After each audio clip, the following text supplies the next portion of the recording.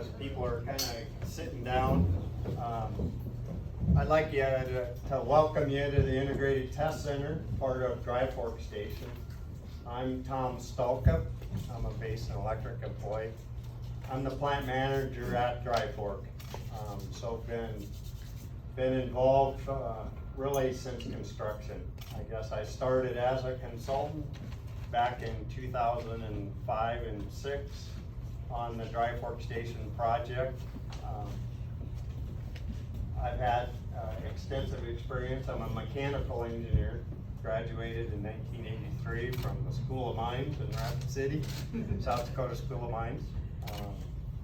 Nothing against you, Doe, but I'm from South Dakota.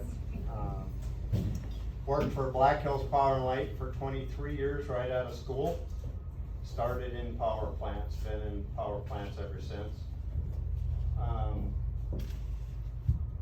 In 2007, Basin Electric posted the construction manager position for the Dry Fork project, and I applied for that, and they hired me full-time in March of 2007.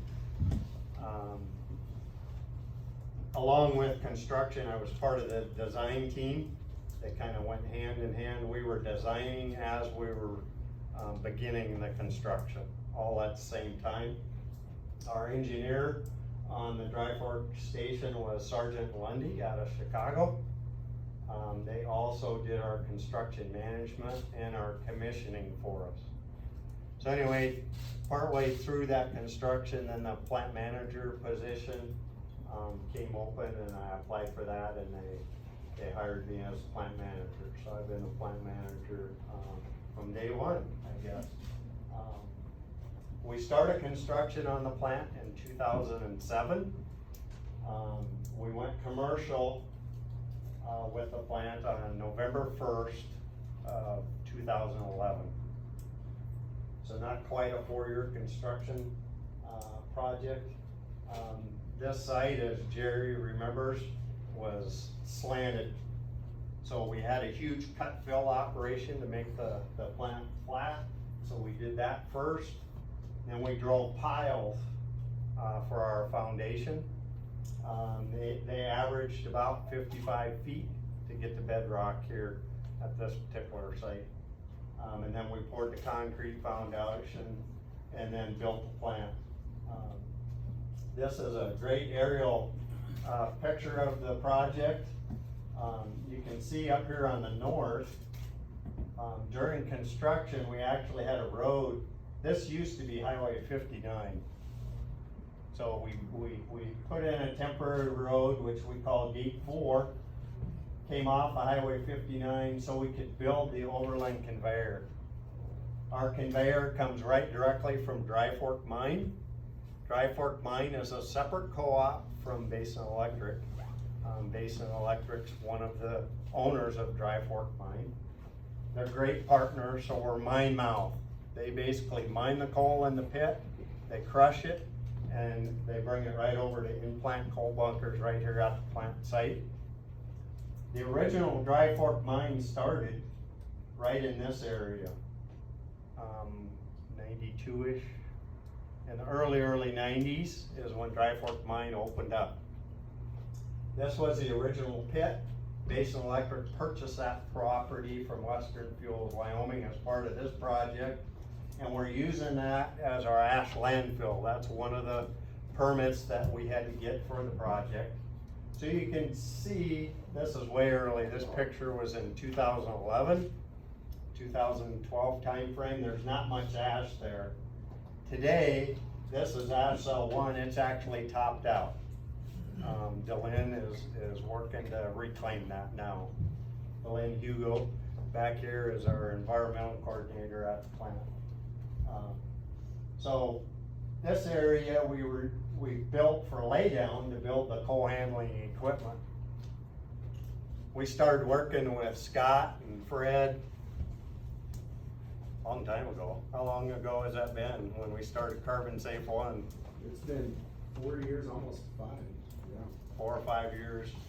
Anyway, as we moved into CarbonSAFE 2, part of that project was to drill, and Fred will go into way more detail, to drill Powder River Basin well number 1. That is on that pad. So I wanted to show you a picture of it so you could get it in perspective. Well number 2 is gonna be up in this area somewhere. Fred again will talk about those details. As far as the plant goes, this is our air-cooled condenser. So we don't use any water for cooling at this plant. We use air to cool it. So what's that mean? We use about 20% of the water of a conventional power plant. In this region, water is a premium. Back in the late 60s, this technology was brought to Campbell County, and it proved out. So we have air cooling on this plant. This is our administration building, our transformers. You can see the power lines right here. That's where we tie to the transmission grid. This is our turbine building. So that's where our turbine and generator is. This is our service building where we have a warehouse, maintenance shop, other services type. This is our boiler building. So that's where we're burning the coal to make the steam. The little lower roof is our SCR, selective catalytic reduction. That's where we remove the NOx. Okay, we have low NOx burners. So we have 3 stages of controlling NOx. Low NOx burners right at the burners. We're controlling nitrous oxide. We spray in ammonia, anhydrous ammonia, and then it goes through a catalyst or an SCR. Chemical reaction takes place in that SCR with the ammonia and the NO and the NO2. That's what NOx is. You add ammonia, it mixes in with all of that. You react in that catalyst and a chemical reaction takes place. We convert it to nitrogen and water. Things we need in our atmosphere, right? So we're removing 95 to 99% of the nitrous oxide.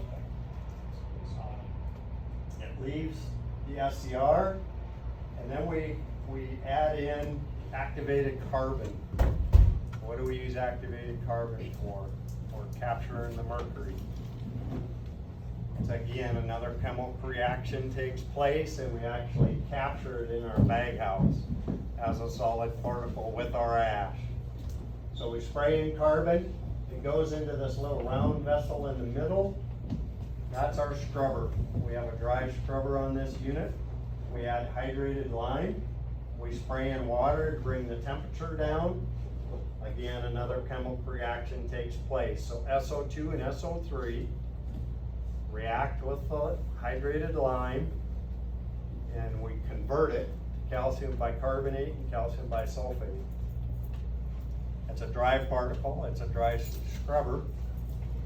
So then we have a bag house on this side and a bag house on that side. We capture it, the SO2 chemical change as a dry particle in the bag house.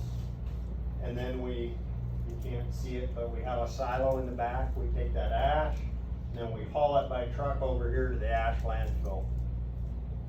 It leaves there, and then it goes up the chimney. We have SEMS, continuous emissions monitoring, that monitors all our permitted pollutants. NOx, SOx, SO2, we call it SOx, sorry.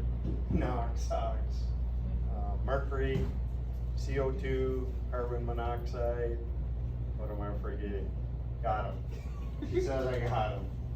We monitor that every minute of every day, 365 days a year. Doesn't matter if we're online or offline. You can see that data on EPA.gov if you ever want to go look at our emissions data from day one, once we certified that SIMS equipment.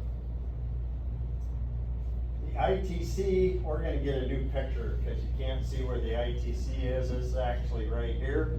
This is the small test center, that's the large test center. We tapped into the duct right in this region right here.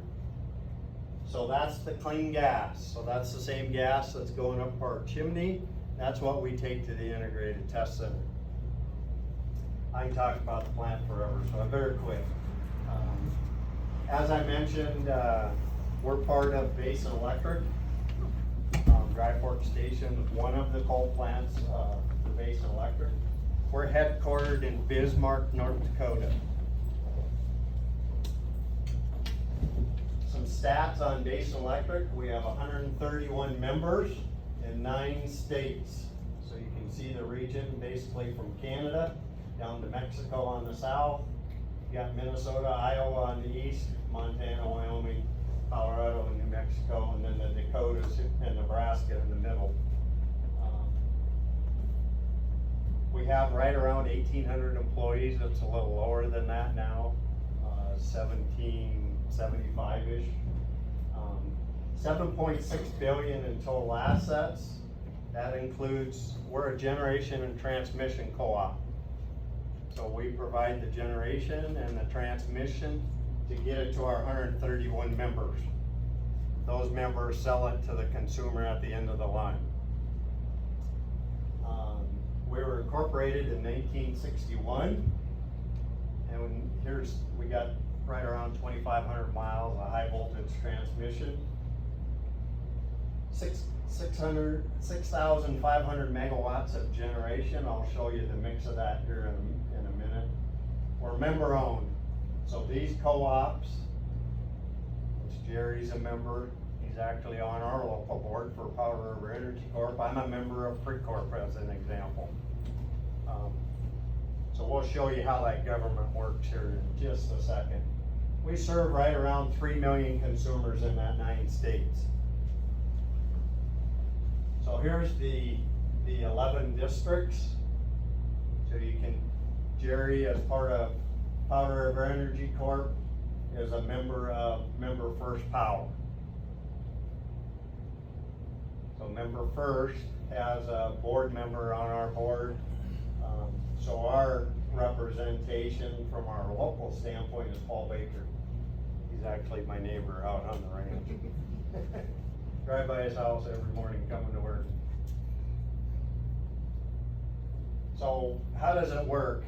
It's grassroots really. So I already talked about the rural electric consumers, us at the end of the line, and they elect directors. And then as part of the Class C member then is a member of the Class A, which is those 11 districts I just showed you.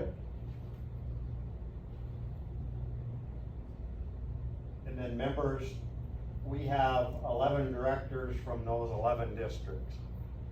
So it's really member driven is how the co-op model works. It's an awesome model. Worked really, really well. Generation, I talked about that, you know, our generation that we have. You can see in 2000, about 84.6% of the generation within Basin Electric's portfolio was coal, 4.2% oil, diesel, and jet, 11.2% hydro.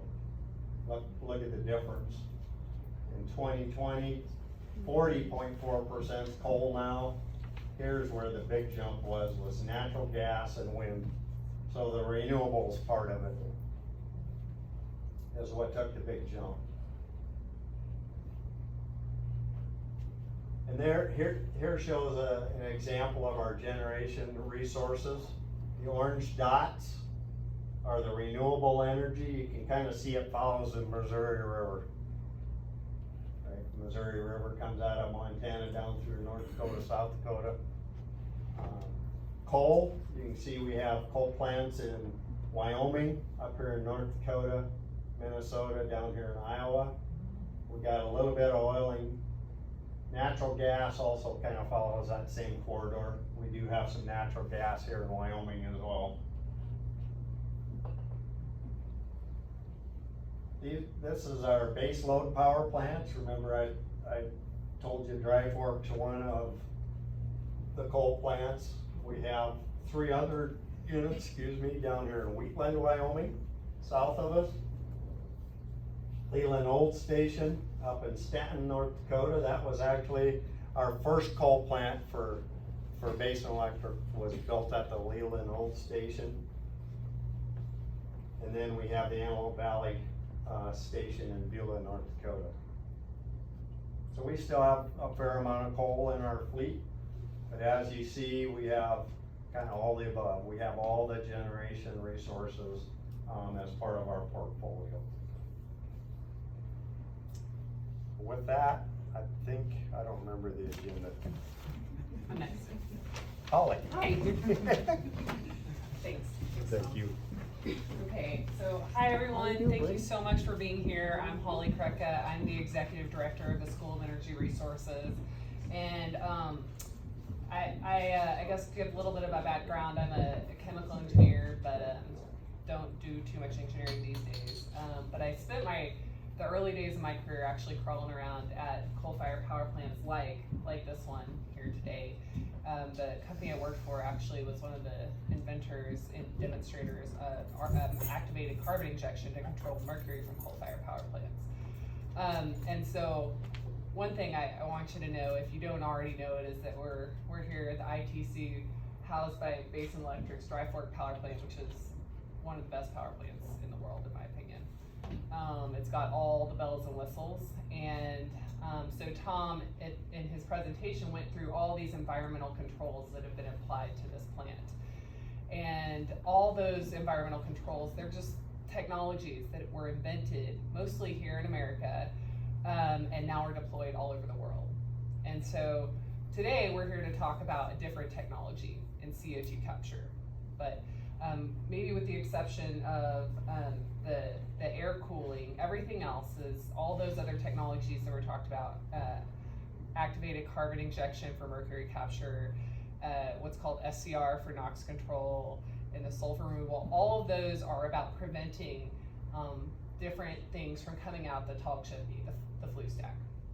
And so today we're going to talk about what can we do to keep CO2 or carbon dioxide, it's all the same thing, different names, from coming out of that chimney. And our answer to that as a state and as an industry is carbon capture, use, and storage.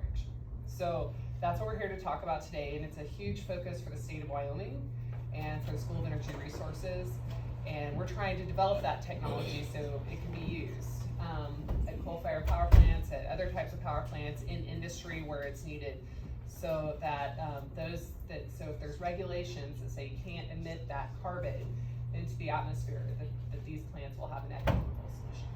So that's our goal, and we're still in the research stage and trying to prove that technology. There are a couple examples at the commercial scale, but research today is really focused on bringing those costs down and demonstrating that the technology is safe and effective.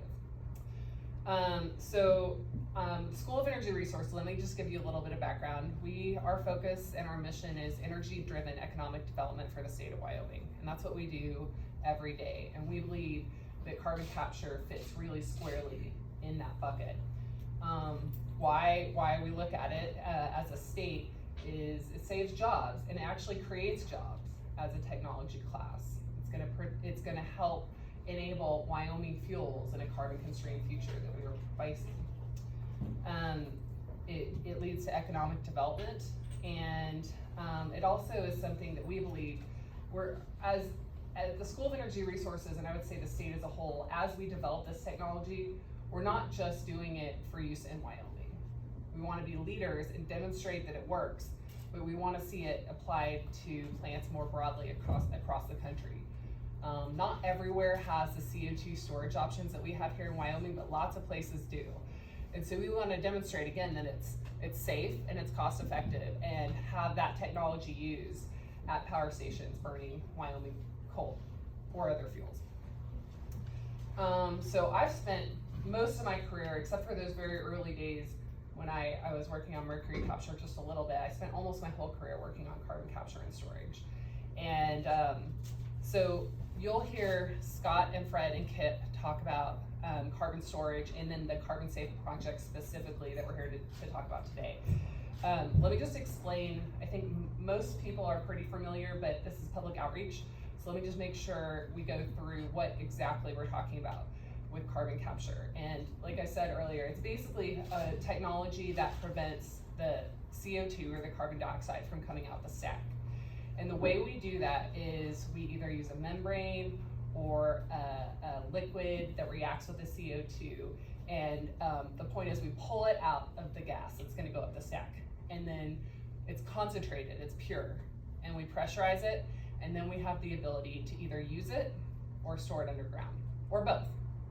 So the ways we can use it are some of the technologies that have been demonstrated here at the Wyoming Integrated Test Center, like using it to, this block here has, the carbon dioxide was used to make that block, and so it's a higher proportion than a normal block like that would have, or it's been converted to hand sanitizer and things like that. Those are generally pretty small uses and niche uses. So the big options out there, and there are some big uses on the use side, but the other options would be using it for enhanced oil recovery. So that's just a process where you take CO2 to a depleted oil field and you inject it, and it helps oil come out, but the CO2 actually stays underground. Some of it might come back, and then you recycle it back down. And when you stop producing oil, then the CO2 stays down there. So it actually becomes a storage site, even though you were able to get more oil. And again, that's a lower carbon way to produce oil, especially when you look at other countries that produce oil that don't make it that way. That's a technology that's been around a long time. It's commercially applied. The other option, the thing we're gonna talk about here, you'll hear more about it, is just storing CO2 in saline aquifers, just for the sake of storing it underground.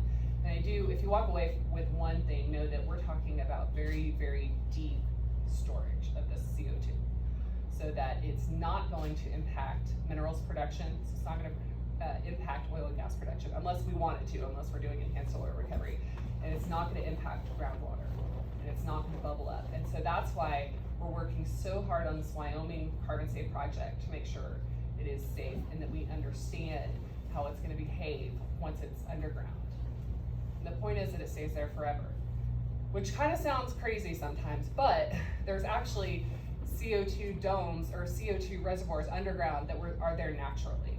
And they've been drilled and produced for enhanced oil recovery. So they've actually been, the CO2 underground's been pulled up over the years at different projects. So we know it can be held in the correct type of reservoir. So, and it's our job to understand how we could take it from above ground and put it back down. And I've worked at power plants, and I've visited power plants all over the world. And the reason I wanted to come to Wyoming is because I think I'm really passionate about carbon capture and storage, besides just being a total nerd and loving the technology development and all that. I think that here in Wyoming we have the best chance to demonstrate and deploy this technology compared to anywhere around the world. And so I want to talk about why I think that's the case, that I'm just really honored and humbled to be here and part of the really large group of stakeholders trying to advance this technology. And talk about a few things happening in the state that would make me say, why do we have the chance to develop and improve this here? We have, Governor Gordon has challenged us as a state to get to net negative emissions. That's not gonna happen without carbon capture and storage. Lots of places say they're gonna get to net zero, we're not gonna have any more emissions of carbon. But here, we've been challenged to go actually negative. That is really not possible without the carbon capture and storage technology we're gonna talk about today.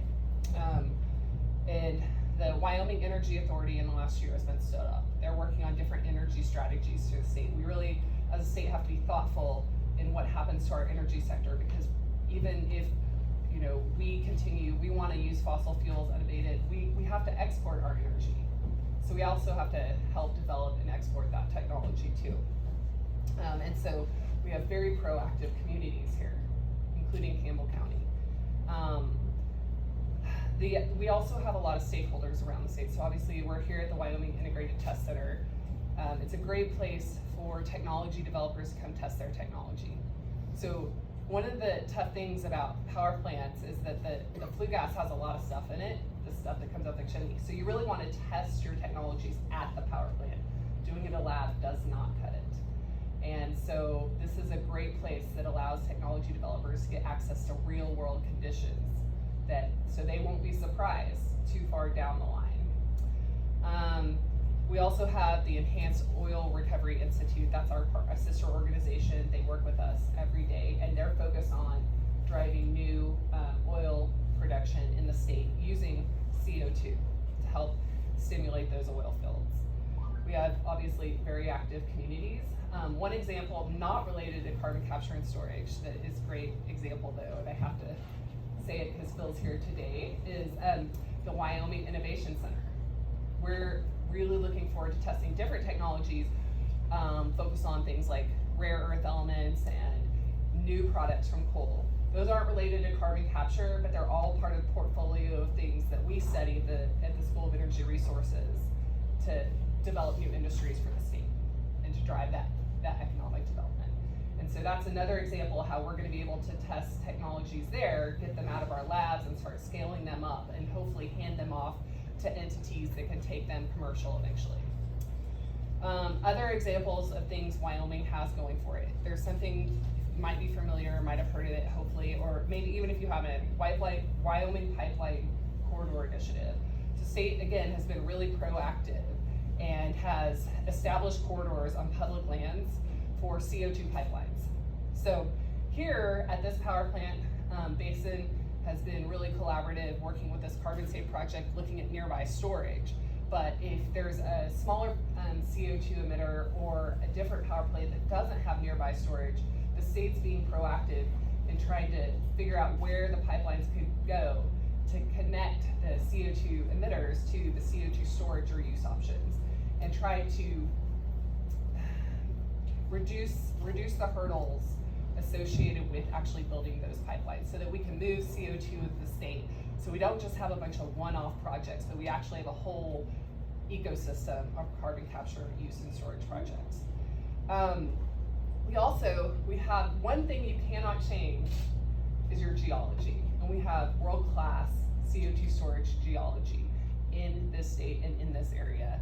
Just as one example, our team, long before I was there, did a lot of work on the Rock Springs uplift, and that can hold an estimated 26 billion tons of carbon dioxide. Well, for reference, a plant like this might emit 2 to 3 million tons per year. So you can see we're orders and orders of magnitude off. It's years and years of storage, hundreds of years of storage. I think it's over 400 years of all the carbon dioxide emitted in Wyoming could be stored in that one reservoir. So, we also have Class 6 primacy. What the heck does that mean? That means Class 6 wells are the type of wells that are needed to inject CO2 into the subsurface. And so taking CO2, putting it in the subsurface and storing it there permanently, you need what's called a Class 6 well. Well, instead of having to go to the feds, to the federal EPA, which is slow and cumbersome, and they don't know Wyoming, like the Wyoming Department DEQ. So our own DEQ can provide permits for these wells. So it's gonna help us move faster than other states. The only other state that has Class 6 primacy is North Dakota, our biggest competitor in this space, but we're gonna beat them. We've caught up a lot. They were ahead of us. They were ahead. Everything's a competition. So they were ahead, but we've really been catching up, and it's because of all this proactive work the state's been doing. So the School of Energy Resources, today we're here to talk about the CarbonSAFE, but we do have a number of other CO2 storage projects and CO2 capture projects, where we've even worked on new ways to combust coal, natural gas, and biomass in a way where you don't actually have to have a separate capture step. It happens all at once. So your power plant really just makes a high pressure, pure stream of CO2. And we're still trying to advance that technology as well. So we have a wide array of things we're working on, and we're really excited about.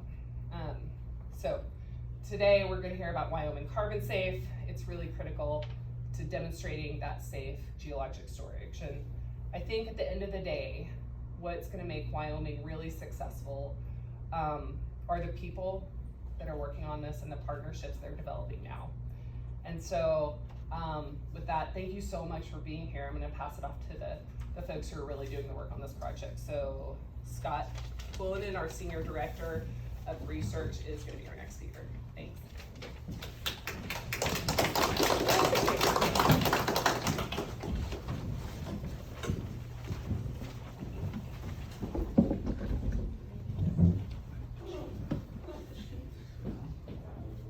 Bear with me, I've got to bring up the PowerPoint.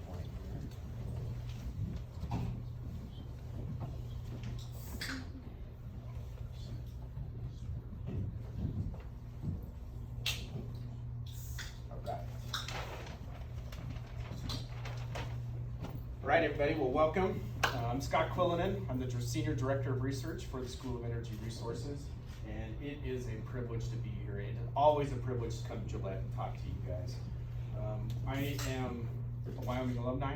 I'm a geologist by training. I'm a professional geologist, and I've been working in carbon capture and storage for over a decade. So in 2008, before carbon capture and storage was cool, we were thinking about it.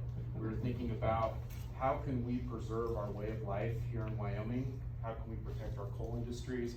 How can we be environmentally sustainable? So we've been thinking about carbon capture and storage for a really long time. And it's that history that has put Wyoming in the forefront of this science. And it's something we're pretty proud of at the School of Energy Resources. Do I need to be on the? Well, if you Okay, I'll stay put. But thank you to our site hosts here at Basin Electric. We couldn't do these projects without a host. And you'll learn as we're going through this isn't just about Dry Fork Station. This is about moving carbon capture and storage forward, accelerating it, developing the methodologies that can be deployed elsewhere across the US, across the globe. So what's happening here is actually pretty special. And it goes far outside of this community. They know about it in Washington, they know about it in California. It has national visibility. So with that, there's my disclaimer for Department of Energy. So today what I want to talk to you a little bit about, and I'm going to stay put, is I just want to give us a little shameless plug for our academic program. I want to introduce carbon capture and storage, which you've already done, Holly, but I just want to nail some of those points home. The importance of carbon capture and storage, and really I just want to tell the story about Wyoming CarbonSAFE. I just want to tell the narrative. We're going to be back out in the field here in about a month, drilling another well, and I just want to show the pictures and tell you what we did over the last 2 years. And Fred's going to come up, show you some results, and then we're going to talk about what we're doing out in the field a little bit going forward. So shameless plug for our bachelor's degree program at School of Energy Resources. Just a raise of hands. Did anybody know we had a BS program at the School of Energy Resources? Okay, so a few. It's not a typical degree. It's not go into geology. It's not go into engineering. It's not English. We have two concentrations. One is a professional land management degree, and the second is a concentration in energy and environmental systems. What's really neat about these degrees is they're completely interdisciplinary. So if you're a student in the School of Energy Resources, you study geology, you study business, you study engineering, you study mathematics. If you're strong in STEM, if you're good at communication, you do great in this program. But what we're pretty proud of is the fact that our students come out and they have the 5th highest average salary of all the bachelor's degrees. We have a 95% job placement. So what we're hoping is Gillette becomes one of those farm schools for School of Energy Resources. Just like every baseball team has their favorite high school that they pull kids out of, we want Gillette High School to be that. We want Gillette College to be that school.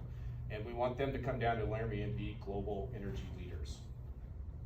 The energy business is about a $5 trillion global business. You can closely track GDP with access to energy. It's undeniable. If you have access to cheap, sustainable energy, your GPA tracks very closely with it. So regardless of fossil energy, renewable energy, we think these students are going to be global leaders in this space. Okay, there's my shameless plug for academics. We're pretty proud of it. All right, let's talk a little bit more about carbon capture and storage. So Holly, you did a great job introducing it, so I'm not going to belabor it, but I want to make sure everybody knows the different components.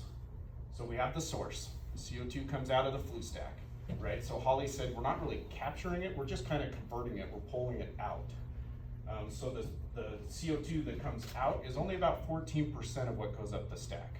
So we're pulling it out, concentrating it, you put it in a pipeline.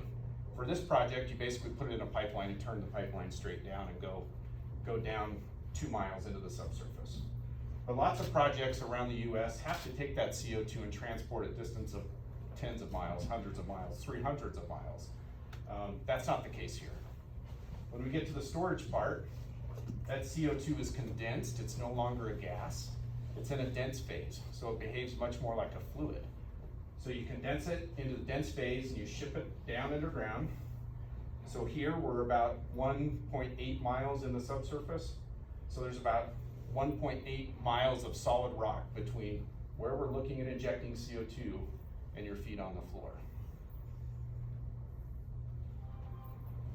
So one approach when we hold these outreach meetings is we'd like them to be a conversation. So I'm just gonna pull up some concepts, some fun facts. These actually all originated as questions. Somebody called my office wanting to know. So the first one, carbon capture refers to carbon dioxide. So let me tell you the basis of that question.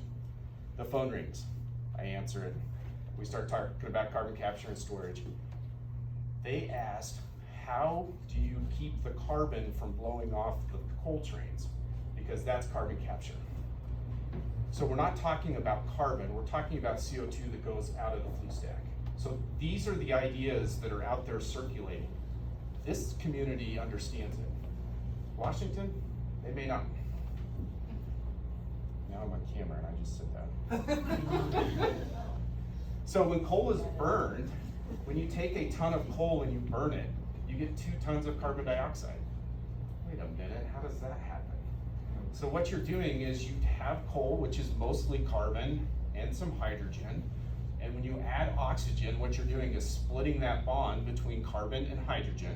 And you're taking an oxygen molecule and sticking it on there. So you have 2 oxygen molecules going onto a carbon molecule. So that is why coal is so CO2 intensive. Because when you burn it, you basically double the weight. Now, when we talk about carbon capture and storage, it's much easier to capture carbon dioxide from a flue gas that has a higher carbon content. So coal-fired power is actually easier to capture carbon dioxide from than something like natural gas. And you'll see as the federal government is spitting out incentives and getting their, it's $50 per ton if you capture carbon dioxide and put it down as a tax credit. That makes coal much more competitive than natural gas for some of those credits. So we talked about the percentage of flue gas. It really is about 12 to 15%, and it varies between plants. We talked about it being, it's no longer a gas, it's dense phase. The actual term is called supercritical. So it behaves much more like a fluid in the subsurface than a gas. When it's injected into the rock, it's not caverns or caves. That's a common misconception. People think we're looking for big voids under the Earth's surface to put carbon dioxide. It really is the pore space within a rock. And a good way to picture that is if you take a jar and you fill it full of marbles, you'll see all those marbles touch, but there's still lots of voids in there. You can still take a cup of water and pour it in their jar of marbles and it takes it. So that's what we're looking for, is the voids, the pore space between those rock matrices, or within that rock matrix. We talked about how deep it is, 1.8 miles below the subsurface. 1.8 miles of solid rock between where we're working and your feet here. Fluids in the subsurface move slow. So when we put CO2 in, it's going to move something on the rate of feet per year, meters per year. So one question I always get is about risk. How do you know, what are you gonna do when it leaks? And in everybody's mind, it's a gas, and it's an eruption, and it just comes flying to the surface. But that's not the case. If you think about how a fluid moves in the subsurface, it's very, very slow. And to mitigate risk in these projects, sometimes you just have to either throttle back injection or even stop it. And a lot of that time, and that will solve a lot of your risk. And we can go into that much deeper if there's questions. Okay, and the other concept is the pore space is not empty. It's filled with salt water. So the CO2 goes down and we push the salt water out and the CO2 simply takes its place. Fred will talk a lot about what a reservoir versus a seal is. So let me just give one more slide on national importance. The slide on the left shows where Powder River Basin coal is shipped, an estimate. And some of those lines are no longer there. But what I find interesting is you can take those marks on the left where Powder River Basin coal arrives, and you can easily match it up with emission sources across the US. That's Powder River Basin coal. What I also find fascinating is if you can see the crosshatch beneath all of those emission sources, that's the potential for carbon capture and storage. So what we're doing here at Dry Fork today is exportable, it's deployable, and it can go everywhere almost Powder River Basin coal is shipped. That's why it's so important. All right, let me tell the story of CarbonSAFE. CarbonSAFE is DOE's flagship program for carbon capture and storage. We started in 2017. It's a 4-phase program. We started in phase 1. There was 13 projects across the country. Those 13 projects, it was basically a paper study for the first little bit. We competed for phase 2, and then that got down selected to about 7 projects. Now we just gone through another competitive down select. We're down to 5. So Wyoming's still in the race. We're competing with New Mexico, North Dakota, our friends from Basin Electric, North Dakota, Illinois, and Mississippi. So they're spread equally across the country, but it's really down to this program. If this program is successful, I think carbon capture and storage is deployed. If any of these projects kind of fall off or don't make it, I think the window is closing. So it's dreadfully important that we continue to push. So we're at Dry Fork Station. I'm not gonna go over what Tom went over, but just know that everybody across the country that focuses on carbon capture and storage knows about Dry Fork Station, its capabilities, the longevity of it, how clean it is, and how important it is to coal-fired power in the future. We have lots of different participants in this project. So we do team with our friends up in North Dakota at the ERC. The Enhanced Oil Recovery Institute is part of the team, and Los Alamos National Lab. So it's and Advanced Resources International. So you've got some of the brightest PhDs across the country working on these problems. We're teamed with the Integrated Test Center here. MTR, Membrane Technology Research, is out of Southern California, and they're the capture technology. So they're developing a new novel membrane technology that can be deployed here. Of course, our site hosts at Basin Electric, but the service companies are also in this. Schlumberger, Denbury, Occidental. Carbon Geocapture is a local Wyoming company. And so the scope is large, is what I'm trying to say. The team just continues to grow.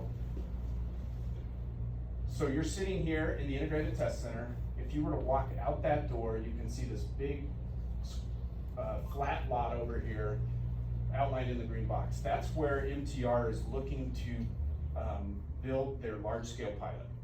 And so they'll start soon. And by 2023, they may be capturing up to 40,000 tons per year. So that's the pilot scale. They're also doing the feed scale, or the feed study for the larger plant. And as you walk out the door, you'll look over as you leave, and you'll see the pipes for the small test base. So that's the that's the flue gas coming out. If you want to test the technology, you can back it up, turn on the pipe, and test your technology. So there's the small bays, there's 5 of those, and we've got the large bays. But what I wanted to show is the proximity of the Wyoming CarbonSAFE Project to all this other really neat, novel carbon technology development that's being done. So the box on the right is where we drilled the first well in 2019, and here in about a month, we'll be drilling on the box on the left, our second well. And Fred will go into more detail why we're drilling 2 wells so close together. So let me just step through where we've been. in 2019, we started in the public library here in Campbell County, and we talked about carbon capture and storage. That was just 2 years ago. We were hoping to be back last year to show some results, but 2020 and COVID, and it was, you know, everybody had the same year. After the public outreach, we did get out into the field. We let all the geologists go out, crawl on the rocks, look at them close. Some of them even like to lick the rocks. But we got out there with serious geology, and when you look at them in outcrop scale, when you see them in the core and when you see them in the log, the geologist can start to visualize what it does actually look like on a large regional scale or a reservoir scale. And then we drill the well. So there's Dr. Fred, he's blessing the bit before it goes down in the hole. We drilled for about 3 weeks. We reached a depth of 9,800 feet. We collected about 635 feet of core. We took geophysical well logs. We took fluids from all these reservoirs down hole. Because it was a science well, we got to do all kinds of nerdy analytical stuff you wouldn't normally do, but we loved it. One of the neat things is we were drilling the well. Everybody has you can now, when you're drilling the well, put an app on your phone and you can watch the drill bit turn. You can watch it go down. And of course, this is first well for many of us, so we were glued to this.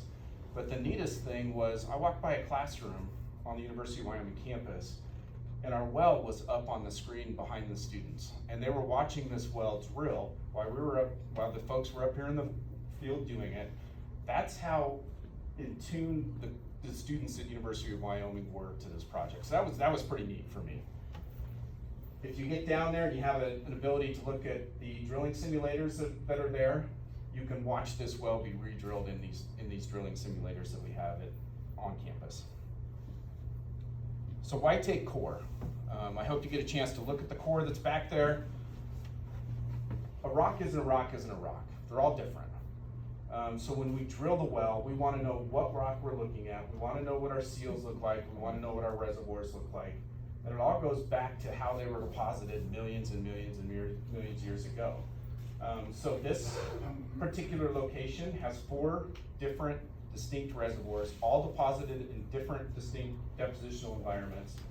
So what I've been telling the Department of Energy is this is a great place to test all these different types of rocks in one location. It could be a field laboratory for them.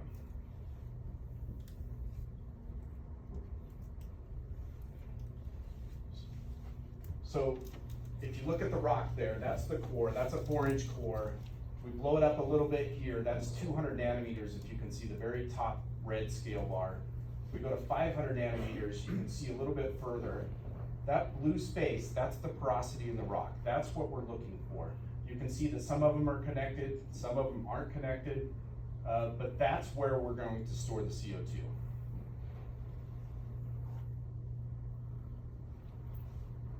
Backing up from the core scale, you also need to be able to trap CO2 regionally. So at the very left there, we've got our reservoir rock on the very bottom left corner. You can picture CO2 going in. Just on top of it, I took a thin section of our seals. So you can see the difference in porosity and permeability between the top thin section and the bottom. So it's just like filling up a coffee cup with coffee. So the coffee cup would be your reservoir, the fluid goes right in. But then the ceramic has very low porosity to hold the fluids in. So that's what we're looking for in the subsurface. A nice big reservoir topped with something very, very tight, very, very low porosity. But it also has to extend regionally. So then you have traps. So you get that seal rock that is laterally continuous. And in this area, we're looking at a seal that looks more on the bottom, where you have just a stratigraphic top, so a trap. So you have a long continuous seal on top of a reservoir rock that holds it down. And on the right, it kind of shows as CO2 is put into the subsurface and it stays there for a really long time, what happens to it? First it's CO2, then it begins to dissolve into the brines, then it begins to dissolve into these pore spaces and be trapped. And then after geologic timescales, it eventually can just become rock, turns into a carbonate rock. We'll be out in the field, we'll be collecting new logs on this new well we'll be drilling. The reason for logs, cores tell us a lot about the rock we're injecting into. The log then gives us visibility over the entire section, right? So now we know not only about this 4-inch piece of rock, but now we can take that 4-inch piece of rock and extrapolate it over the 9,800 feet of the entire well. So now we know a lot about 4 to 5 inches of 9,800 feet. And these are what the geophysical well logs look like when they're all done and interpreted. So at the very bottom, we can see the Melaleuca formation. If you blow it up, we can see we've got those nice yellow sandstone intervals. So we've got 1, 2, 3, 4, 5 of those. Each one of those are a great target for CO2 injection. That's all Melaleuca, but what you have is 5 different distinct flow units within one reservoir. We also want to know a lot about the water that's currently within those reservoirs. So we send a downhole tool that goes down, and you can collect water at very small very small volumes. Charles will correct me. But what we want to understand is to make sure that the water that's in those formations is salty, that it's above 10,000 parts per million TDS, and that it's not potable or usable. We also want to know where the lowest aquifer lies. Last August, we were out there and we collected 3D seismic. We were right here in this building for the congressional field hearing, led by Senator Barrasso and Mike Enzi. Really appreciate Enzi's support. But we were out here in August. Barrasso got to participate in this. But the reason for seismic is then, instead of knowing 9,800 feet of hole that's only 8 inches wide, we can now take that and see it in 3 dimensions across the whole reservoir. Last February, we got out here and we've installed CO2 sensors. So now we're collecting data on baseline CO2 soil gas. And please visit with Charles after the talks here to learn more about that. And you guys have heard me talk long enough, so let's bring up Dr. Fred and he can talk more about results. Is it just an escaping? Yeah, escape and then bring us yours. Okay. Well, my colleagues have done so much work for me, I got very little to do now, I promise. So, what's that? I'll do my best to stay quiet. So, all right. Thanks, Jim. Thanks, everybody. I'm Fred McLaughlin. I'm the interim director of the Center for Economic Geology. We're one of the leads on this project, specifically for the subsurface evaluation. First and foremost, I want to thank all of you for showing up tonight in the age of COVID. Also, it's quite a long drive out here. I've done this when you drilled the well in the middle of the night at every hour of the day, so it seemed like I still have it memorized, but appreciate y'all coming out. There's food and drink back here. Oh yeah, please do. Oh, it's on. It's a PDF, so you'll have to bear with me. And also, you know, this is the latter half of the program here, so I'd appreciate, instead of just talking, you guys raise your hand, ask questions anytime.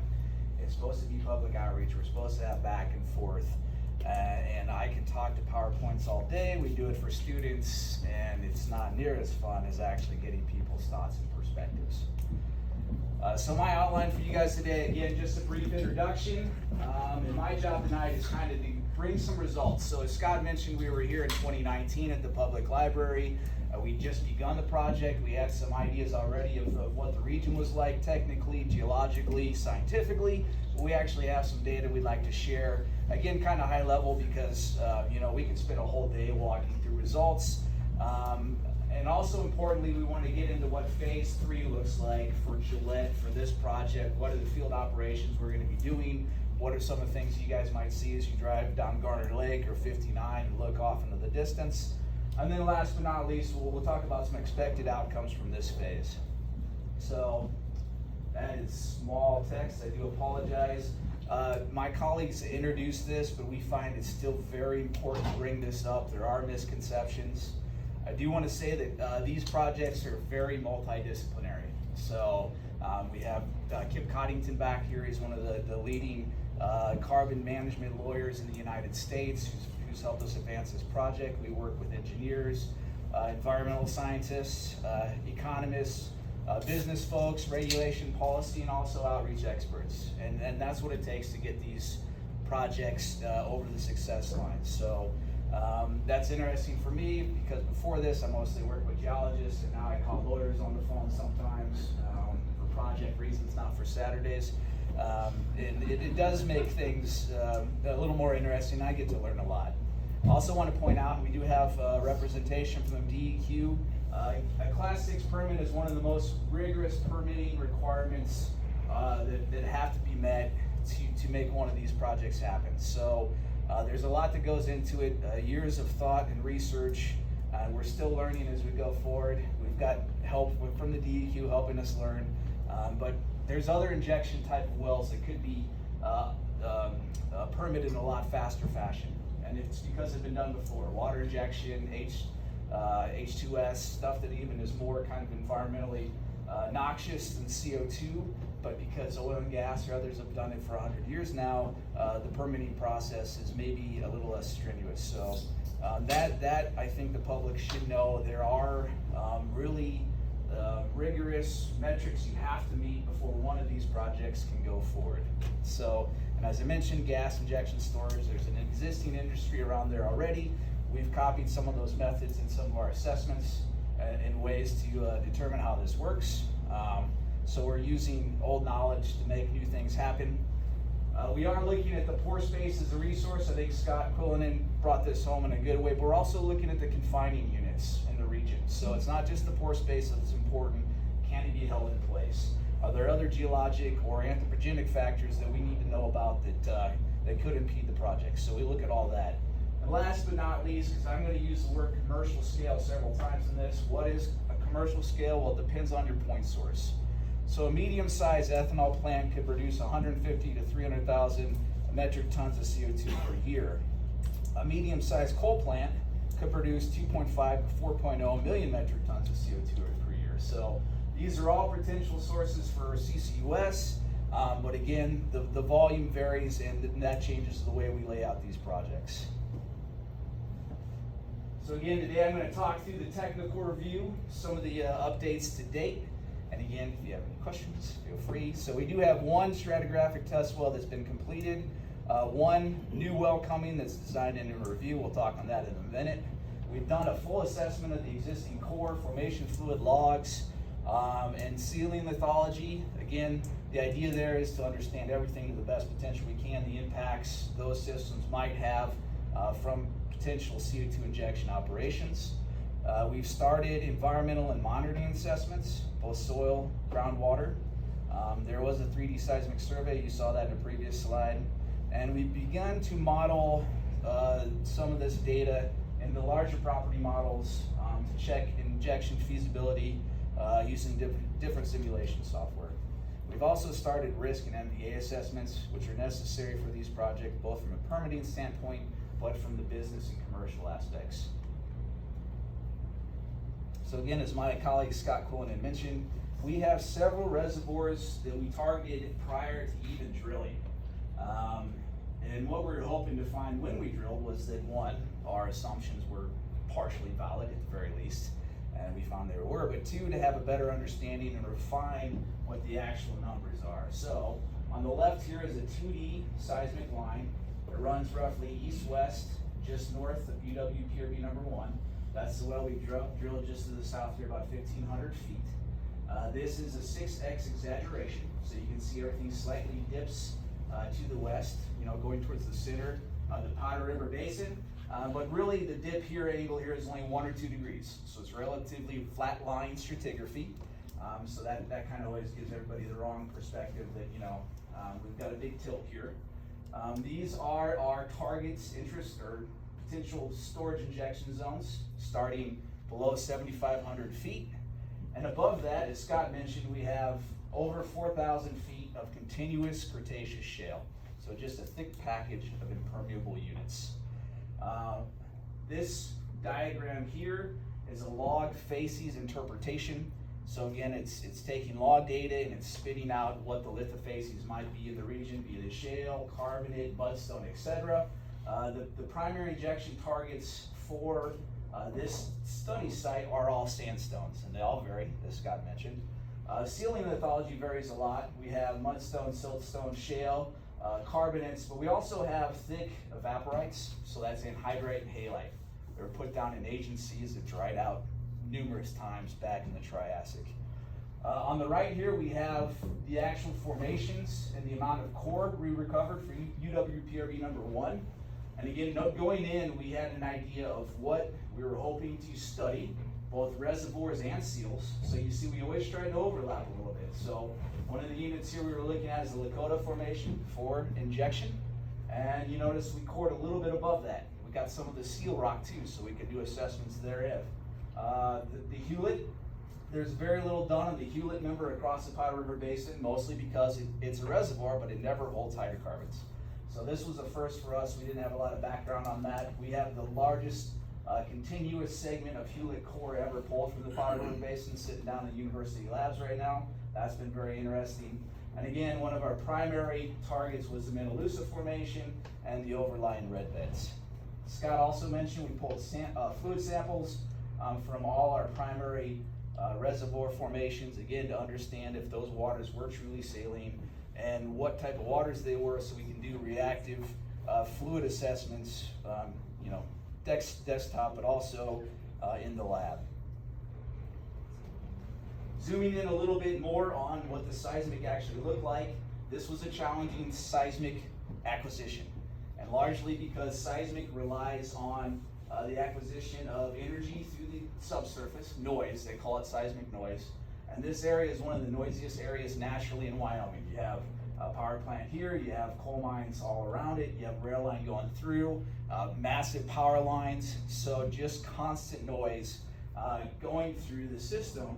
And you can see here where, you know, we couldn't do, these are where we put seismic receivers, or where they put a thumper truck to put more energy into the ground to activate those receivers. And there's just places we couldn't get on because there's a power plant here or there's an active high wall. But luckily we got very good data. So this is called a fold map, and it shows the overlap of those seismic data and how decent they were. So even though this was a challenging area, we were lucky to get good data from that 3D seismic survey. Briefly here, I'm going to give you some actual results from 3 of the target injection reservoirs and some of the sealing units. And again, you know, it's not just one site we looked at. This is again a lithofacies log interpretation we did over 8 miles. You know, every deep well we could find. Some of them don't go all the way through the Menalusa, but you can see that there's some discrepancy in some of these reservoirs in the upper units. That middle unit, that Hewlett section that we got new core from, very consistent across the entirety of this portion of the basin. And the Menalusa varies because there was an erosional feature at the top of it that changes some of its thicknesses and depositional patterns. So the first formation I'd like to talk about is the one that is not the deepest, it's the least deep. It's called the Lakota Formation. It's a fluvial sandstone, which means it was laid down by an ancient river system back in the day. There was big tall mountains off to the west. The rest of Wyoming was relatively flat. You have rivers coming off those mountains, going up to the north, actually kind of towards the Williston Basin in North Dakota, carrying sandstone, or carrying quartz grains and other mineral grains across kind of broad, flat plains. So this is an actual thin section from the Lakota Formation. So these little gray blebs you see here are quartz grains, just like you'd see in an active river or beach. There's other minerals in there as well. These are actual logs we've got from UWPRB1 just out back. This is interpreted stratigraphic section. It's just easy to visualize. There's the sand above it and below it are shales. And these are porosity measurements we got both from logs, but we were able to correlate that with the core. And that's the power of core in a lot of ways. So there's a lot of drift to getting logs with logs naturally, depending on how you normalize them, and the ability to pull core and then use that to actually correlate the other data within the field is a powerful tool. You can't really get permeability from logs, so we're able to build permeability algorithms from the data we got from the core. So very lucky to get that as well. In this region, the Lakota is about 80 foot thick, give or take. It's sealed by 2 different shales, the Fuson and the Morrison. It's got high relative porosity and permeability. Again, to save space, that's just the little symbols for porosity and permeability. And it's fairly heterogeneous here. And again, you can imagine that it's a big river system, you know, going everywhere. You got a lot of mixing, new stuff coming in. And that's a quick overview of what we learned about that injection reservoir to date. Below that, several hundred feet, is the Hewlett and Canyon Springs formations. Now these were a different kind of sand altogether. This was a Jurassic time, and Wyoming at that time was covered by sea. So this would have been sand that was forced out into the seaway, shallow seaway, by different events, and it's really, really consistent because of it. We see in the log not a lot of variation within this sand. We see it all across the Powder River Basin, so it's just kind of similar things are happening off the shore of North and South Carolina right now. You know, it's 0.7 mountain shore. It's about 100 foot thick. Again, it's sealed by very competent sealing shales. And you can see that we were able to pull a lot of core plugs from there to analyze.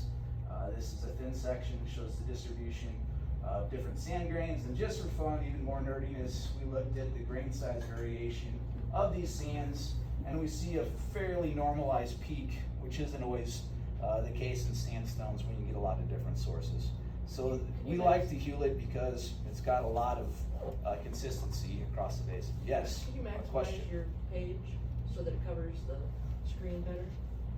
If I was better with PDF, yeah. Charles is gonna help me. Thanks, Charles. Is it under view?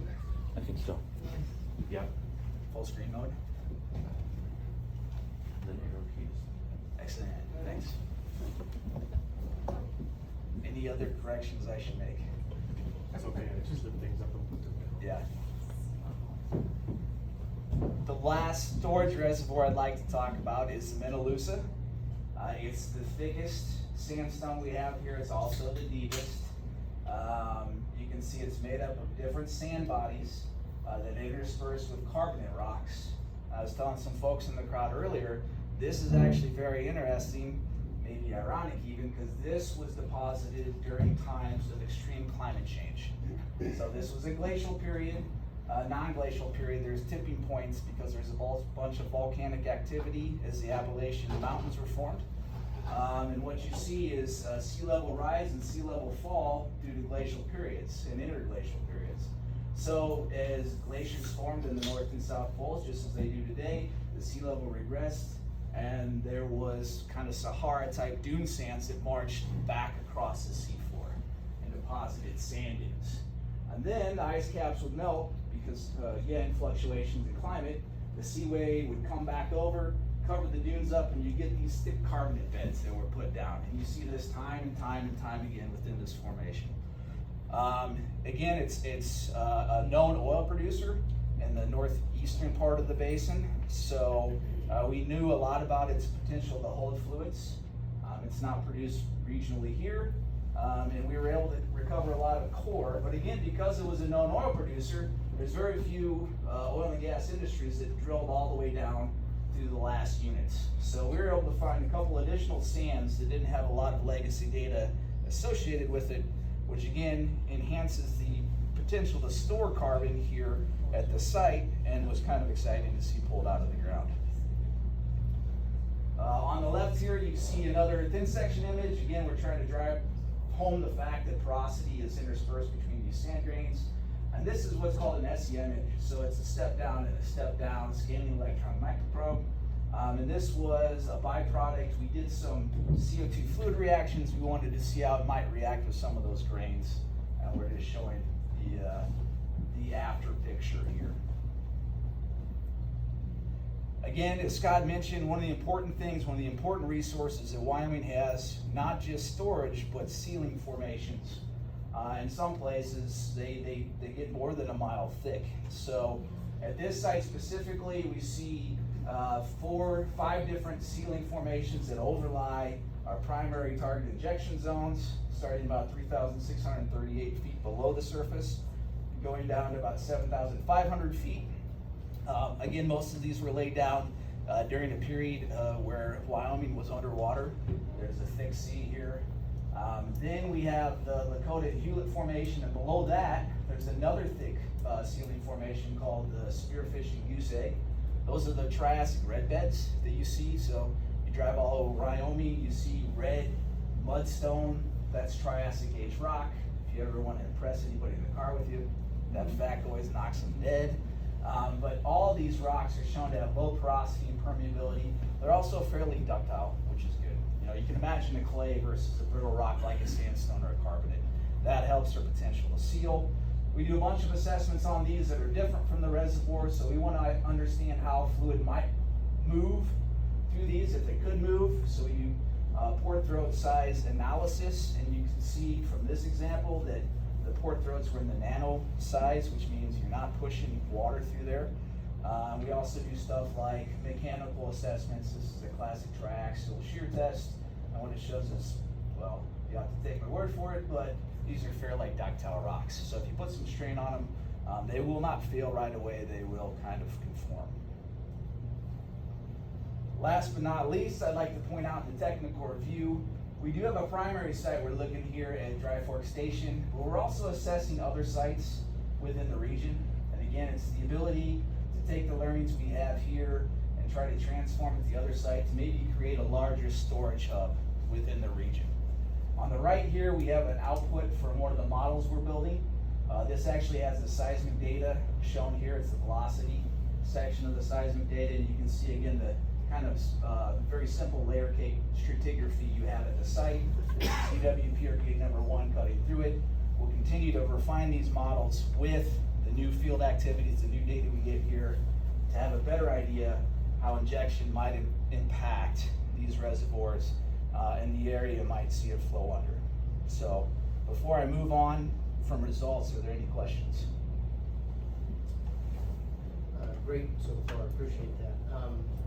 Earlier it was mentioned that there was a geological time frame that this liquid CO2 could be turned into rock. What is that geological time frame, if you could guess? And has it ever been done in a lab? Yes, we force calcite precipitation in the lab. It's basically by playing with pressure, so changing pressures rapidly and a supersaturated brine allowing calcite to fall out. But it really depends on the geologic system itself. So we do know, for instance, in Colorado, there was volcanic events that happened 25 million years ago that put a bunch of CO2 into strata there, and it's still CO2. Now it sat there for 25 million years, but not all of it is mineralized. Similar to Chute Creek, Exxon's facility, where they're producing helium, natural gas, and CO2. Some of that probably formed 50, 60 million years ago, and it still hasn't completely mineralized. But again, Wyoming's been fairly stable after we built all our mountains 50, 60 million years ago for a long, long time. So good question. Another question. It was mentioned that there's another reservoir in the south part of the state that will store CO2 that this plant will produce for over 400 years. Do you have an idea of this reservoir here, how long it could store the CO2 generated from this plant? Well, that's one of the things we're trying to figure out. That's another good question. But I will tell you, for instance, the Minnelusa Formation, which if you ever drive from here to Rossett to Newcastle, is one of the primary targets for oil and gas, starting as far back as the 40s. And we haven't personally, but there's been assessments on when that oil and gas was generated in the basin. It's a byproduct of burial and heat and source rock and migration. And that has sat there for well over 70 million years, and in some cases longer. So we know that from the proxy of hydrocarbons that some of these reservoirs can hold and contain fluids for millions and millions of years. So, but again, we can't answer that specifically now. We're trying to get more data to work towards it. So, another good question. Can I add to that? Please. So, the formation you mentioned in southwest Wyoming, we refer to it as Rock Springs Uplift. So it's just east of Rock Springs. It's a very large structure. It's about 100 miles north-south and maybe 60 miles east-west. So we can draw a boundary around that. We can say, okay, this is the size of our container. And then we can easily say, okay, based on what we've done so far, we're looking at about 25 billion tons that can store inside that container.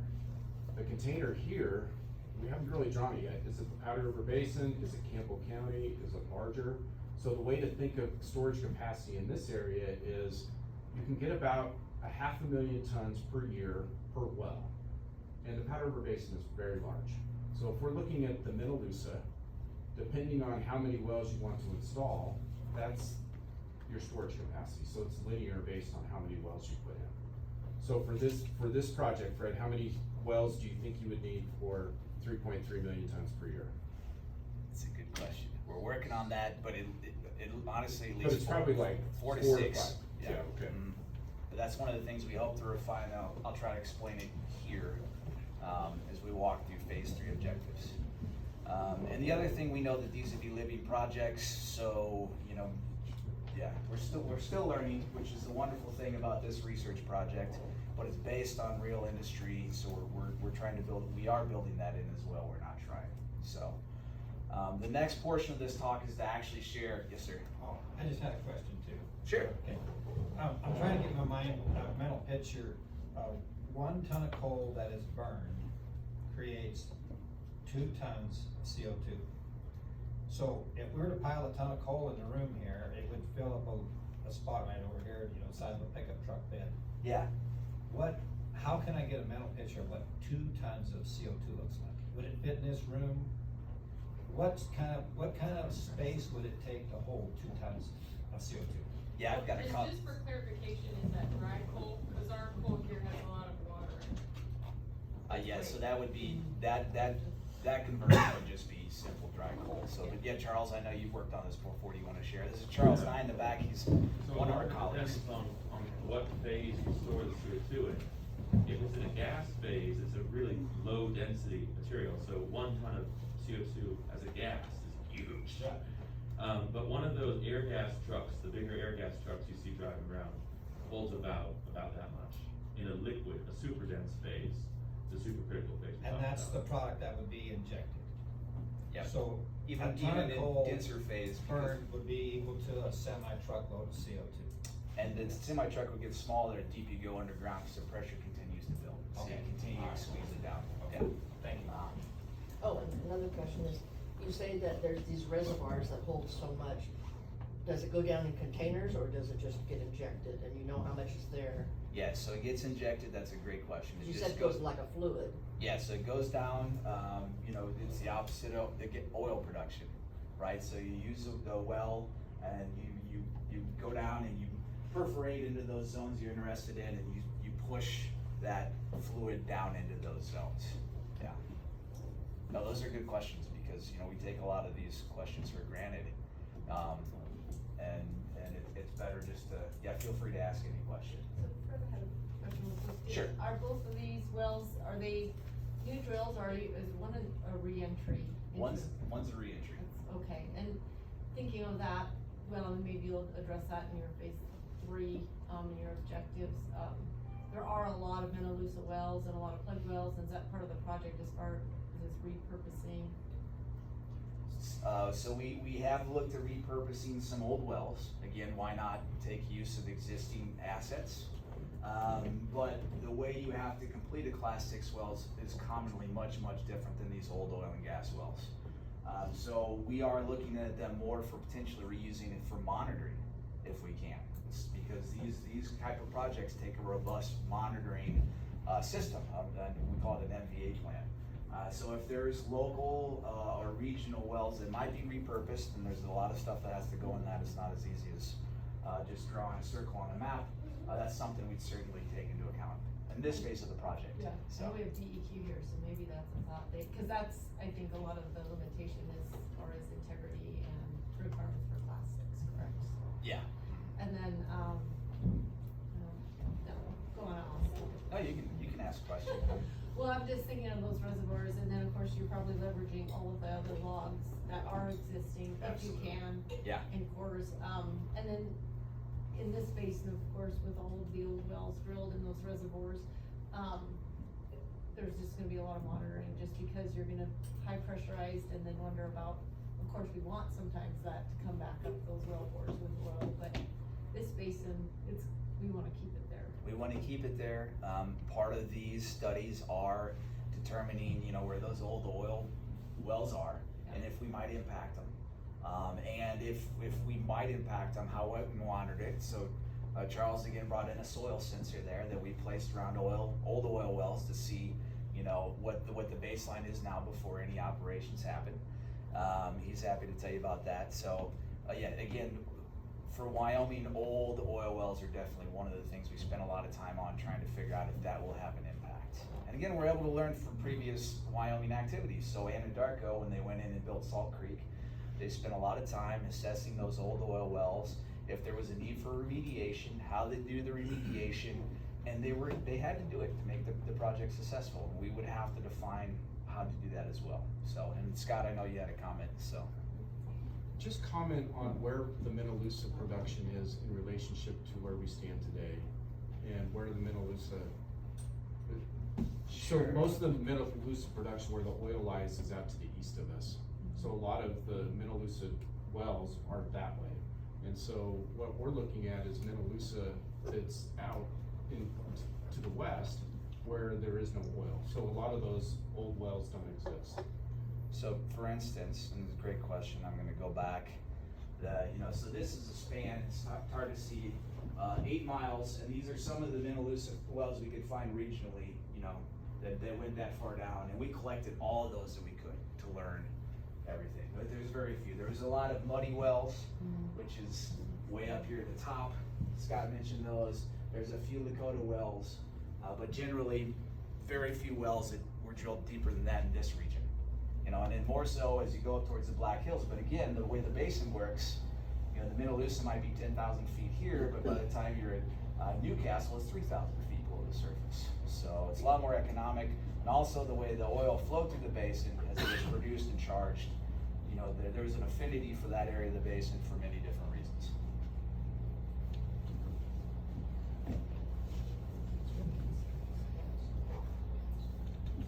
Good questions. Any more? Yeah. So the last part of my talk was really, we're in phase 3. We want you guys to know what we're planning to do on phase 3, what we hope to achieve, and how we're gonna do it. So all of our objectives kind of fall around these 5 themes. So we're gonna complete 2 wells to finish the best we can with 2 wells. Reservoir characterization and testing at the study site. I say the best we can. If we could have 150 wells right there, we prefer it, but limitations of time and money. We're going to integrate MTR CO2 feed and large-scale capture assessment. So that's a correlative project back here. They would be maybe the CO2 capture source. They've moved far along in their assessment, so we might know what their operations might look like. So as we build out and develop potential commercial strategies, we can integrate those operating procedures into those. We're working to complete Class 6 permits for construction for these wells within the storage hub. These first 2 wells will be our guinea pigs, and then we'll try to make a template or model for some other regions we think are similar. And again, the whole goal of this phase of CarbonSAFE, as defined by the DOE, is to advance commerciality of CCUS in any way possible, and of course, we prefer to do it at the Wyoming CarbonSAFE Storage Hub. So let me point out really quick the cartoon schematic we have up here, because it's a nice visualization. So we have an existing well here, it's UWPRB number 1. I will point out that this is an older schematic. Actually, UWPRB number 2 is going to be right there now. This was when we put the permit in. We had some different designs.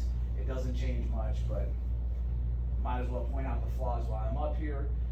The idea of having 2 wells is so we can actually test the reservoir that hasn't been tested to date.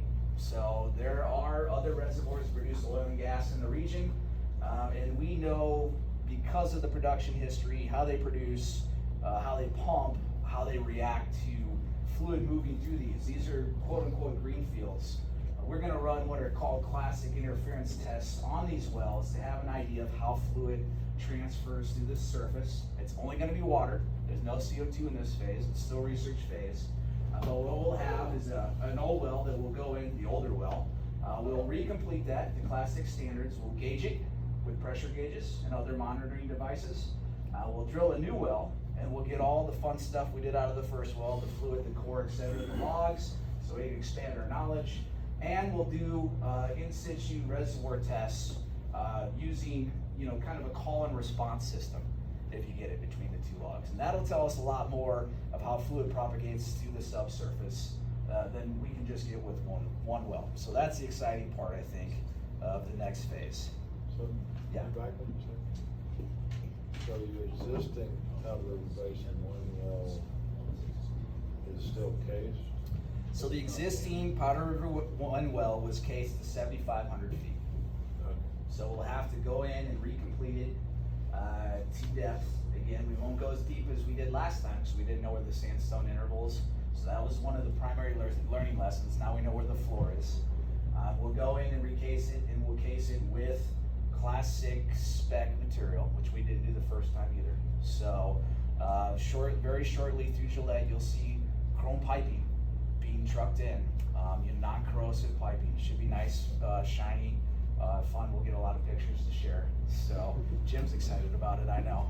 So, and that's what we'll use to finalize the casing, plus non-resistive cement.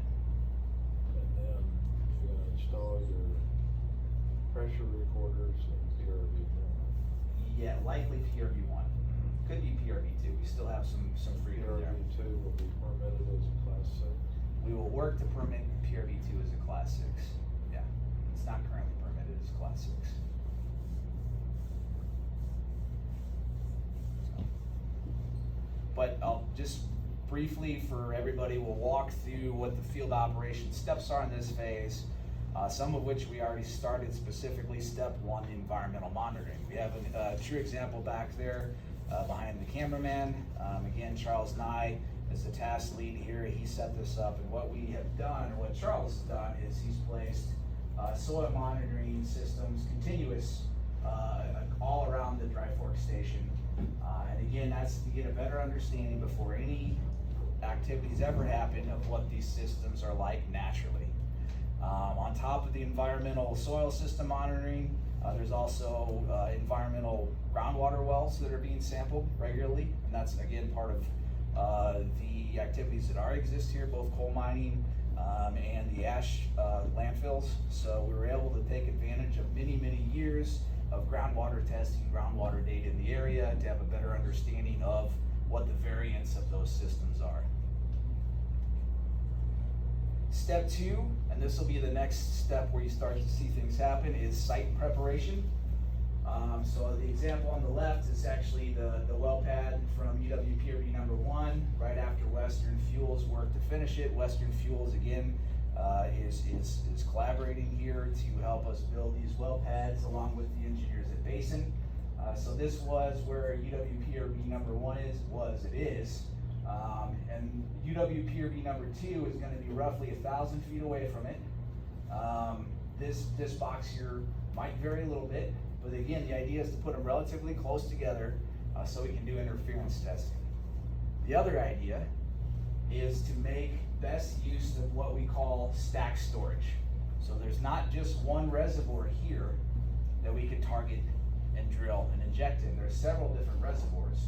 So to make the best operational use of that pore space resource, it makes sense to have dual wells that may one day target different zones for injection. So maybe one day you have UWPRB number 1 that is targeting injection in the upper wells, or upper reservoirs, whereas UWPRB number 2 is targeting injection in the lower reservoirs. And that's just operational changes in pressure and other factors that our engineers can explain better than I can. So after site preparation, which will begin relatively shortly here, we'll go back into drilling. And right now, again, we will have to recomplete UWPRB number 1, which is currently temporarily abandoned, it's plugged. But we'll drill a new well adjacent to it, UWPRB number 2, and we will work to complete those wells to Class 6 standards and gauge them for testing.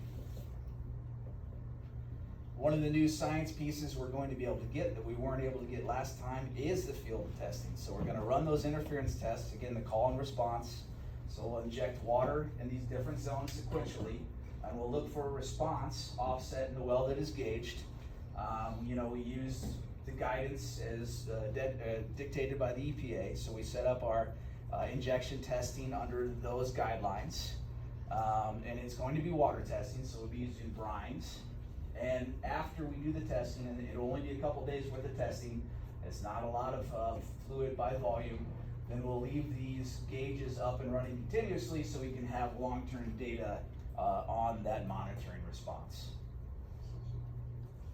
And again, we can use all that to calibrate our simulations, you know, in the office, because we'll have a better idea of how these fluids might move laterally through the surface, the timing, you know, the pressure fronts, etc. Step 5 of phase 3 is to complete both wells to Class 6 standards. And then that, because you know we can only address the project phase that the grant is scoped for, we will discontinue activity at the site for then. We will remediate as regulated, and we will suspend both wells. So, but a goal again of phase 3 is to complete some of the site characterization and other things. So phase 3 started in October 2020 and it'll last through 2023 September. So there's a lot of back-end work we'll do, not just from the data that we'll pull from these 2 wells and the field activities, but also all the regulatory, economic assessments, and these are all studies still that Kip Coddington is leading, and that's my lead into Kip, who'll be right after me. But our expected outcomes, I hope, from this project will be to complete the characterization activities and permitting at the DFS study site. We will expand the methodologies that we used here to additional regional sites to start building out a quote-unquote storage hub. Of course, we won't be drilling here, but we can take the learnings from the geology and apply them elsewhere. We will finalize the models and simulations that we need to understand how the geology will react and the operations might proceed in the region. We will work to develop Class 6 permits and permits to construct, and this will take a while. So we do have a representation from DEQ here, and when we said, well, we'd like to develop, 6 to 8 Class 6 permits, it won't all be at once, Lily. It'll be, way down in the future. So. And importantly, we'll take all the learnings we get from the subsurface and technical evaluation to finalize the risk assessment and the monitoring plan at the study site. So, that, thank you for your time, thank you for your questions, and I'm happy to take more. What's the size of your casing? The size of the casing is 5.5. And part of that is, with the region, as we understand it, DFS has, this is fairly rural. We're being fairly conservative with the first couple wells in terms of what their, injectivity might be. We thought it was best for the long term. So the other projects we know of in the states are looking at 7 bigger casing for sure. So, yeah. Any other? No? Okay, well, thanks. I'm going to hand off to my colleague, Kip Coddington, and thanks for your time, folks. So I have 2 bits of good news. Number 1, I don't have any slides, and number 2, I'm going to be brief. So I am Kip Coddington.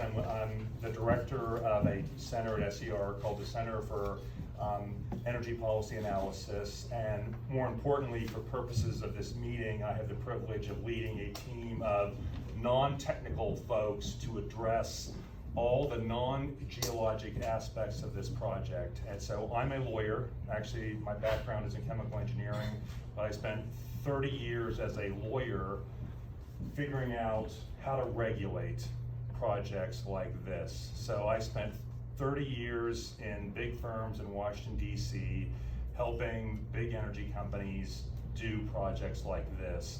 So I can answer any questions you have about how all of this is regulated and how, from an environmental perspective and from health and safety, because if I was a citizen of Gillette, I would want to know, this is all well and good, but what does it mean for me? How is it going to impact my water? How is it going to impact my house? And how are the regulators at the federal level and the state level going to address those risks? Those would be the questions I would have. And so I'm here to the best of my ability to answer any of those questions. But before I take those questions, I just want to highlight in this current phase the two legal aspects of this project that will be addressed. And one is permitting under the so-called underground injection control program. And so whenever you are injecting any fluid into the surface, into the subsurface, that is a regulated activity. And it's regulated under a federal statute known as the Safe Drinking Water Act, because you are not allowed to legally, nor do you want to do anything to imperil or endanger what is known as an underground source of drinking water. So these activities, even in the research phase, are stringently and heavily regulated under federal law and under state law, and under state law it's regulated by the Wyoming Department of Environmental Quality. So for these two wells that both Fred and Scott have talked about, those wells will be regulated under the underground injection control program. And that program is designed to protect and to prevent endangerment of underground sources of drinking water. And we have a couple of applications pending for permits with DEQ on that. And so we will be advancing permitting under the underground injection control program. That's really the main takeaway. And that program is targeted at the main risk is the protection of your drinking water. And so that is a key part of this program, and that is being separately managed under this grant. So that's that underground injection control program piece of it is a huge chunk of the legal work that we are currently working on under phase 3. The other legal chunk in phase 3 that we are working on is a statute known as the National Environmental Policy Act. And maybe you have all heard the acronym NEPA. Everyone runs around talking about NEPA. That's the National Environmental Policy Act. And what NEPA says basically is that whenever you have the federal government involved in a project, and this is a federally funded project, there is coal being mined here under federal leases, so there is federal entanglement here. We have to go through the process of following the U.S. Department of Energy's guidance with respect to doing the required NEPA analyses. And we have begun that process. And what NEPA says is before you advance a project of this type that has a federal entanglement, you have to hire a consultant to come in and do a variety of broad environmental assessments. Everything from Native American impacts to surface water to infrastructure to air to traffic, everything from soup to nuts. And so about 9 months ago when this phase started, we hired a consultant called Tri-Hydro, and Tri-Hydro may even have an office here in Gillette, I'm not certain. But Tri-Hydro began the first part of that NEPA assessment. And Tri-Hydro prepared for us what was known as an EIV, and I apologize for all the acronyms, but an EIV stands for an Environmental Information Volume. And an EIV is sort of a initial top level but thorough look at the potential soup to nuts environmental impacts of a potential full-scale commercial project of this type. And that EIV was finished about 3 or 4 months ago. It generally concluded that there were no significant hurdles anticipated. We submitted that EIV document to the Department of Energy about 6 weeks ago. They've come back with some questions, and then we'll be finalizing that EIV and resubmitting it to the Department of Energy. What will happen next is that we anticipate probably sometime over the course of the next year, the Department of Energy will come back to us and advise us what other, if any, additional NEPA analyses we will be required to conduct additionally. So I just wanted to reassure you that while this really great subsurface focused science is going on, that we are advancing under the supervision of the U.S. Department of Energy and DEQ the permitting and legal aspects of this project as well. And to date, all those analyses are positive, but we still have a significant amount of work to do. So I could go on and on and on. I could answer questions about when you inject CO2, who's responsible for it. I could answer questions about who owns the pore space. We could turn this into a UW College of Law lecture, but it's 8 o'clock, it's late, and I just wanted to provide the legal programming of this meeting and make myself available for questions. Yes? So if the project goes well and you prove what you think is that the liquid will stay where you want it to, what's the timeline for this to go real time for application in the field on a larger scale? In terms of And I realize it's permitting or, difficult, yes, in terms of permitting or the whole project? This phase of the testing project into implementation for purposes of capture and storage. So we have just started phase 3. It's a 3-year phase. So this current phase will end in the fall of 2023. And then at that point, one of two things will happen, subject to additional federal funding and the consent of our teammates, including most notably Basin Electric. If additional federal dollars are made available for a phase 4, which would be further commercialization, then we would be moving into phase 4 probably in early 2024. If that funding isn't provided, then I think the team will still get together and decide with the consent of the commercial parties, do we want to advance this anyway, even if there are no additional federal support. But we're at least 2 years away from the end of this current phase, and then decisions will be made at the end of that time. Hey, Kip, can I Yes, answer that? please. We don't actually currently have a pure stream CO2 source either to drive a project like this. So though MTR is working to build one of those, it'd be completely relying on that. And they'd be several years out at the shortest duration at the same time. So, yeah. So, And that'd be like an intermediate piece from like the plant to this cleaning system to the injection. yeah. Thank you. Welcome. Good question. Yes, other questions? Yeah, just to clarify for myself, the EIV will cover all of your NEPA obligations for phase 3, or is there gonna be additional triggers for a NEPA review? That's a great question. So the EIV is just the first step. So the EIV was the top level environmental review for all receptors, all potential impacts for a full scale commercial project. When that EIV is ultimately submitted in final form, which we anticipate probably within a matter of weeks, then the Department of Energy will come back to us and say, oh, well, we either think you need an EA or an EIV. An EA is an environmental assessment, as you know. You clearly are a NEPA person. We don't know if we're gonna end up with a FONSI, which is a finding of no significant impact.